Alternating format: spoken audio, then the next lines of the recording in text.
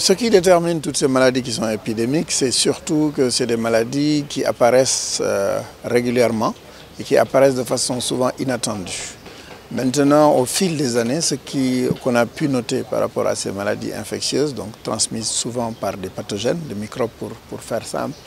les caractéristiques qu'on a pu voir récemment, c'est que souvent elles conduisent à des situations sanitaires qui peuvent être dramatiques, mais parce que ces situations sanitaires sont connectées à des voyages, à des situations démographiques explosives, elles conduisent souvent à des crises humanitaires et des crises qui peuvent avoir un impact économique. Vous avez vu récemment qu'il y a eu l'épidémie d'Ebola, l'épidémie de Zika, et vous entendez actuellement une épidémie en RDC d'Ebola. Donc ces épidémies, du fait de leur impact important, doivent être prises en charge, et c'est tout l'objet de la réunion qu'on fait ici, puisque plusieurs institutions sont mises ensemble pour prendre en charge de façon la plus holistique possible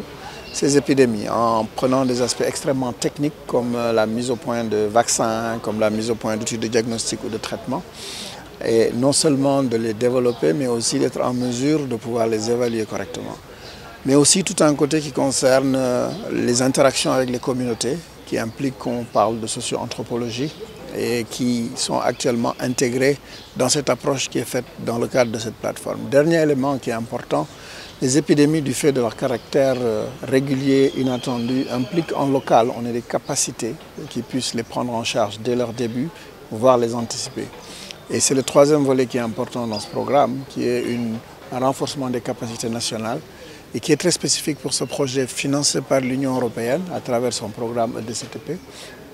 qui est de faire une plateforme qui soit essentiellement africaine, même s'il y a d'autres partenaires hors Afrique.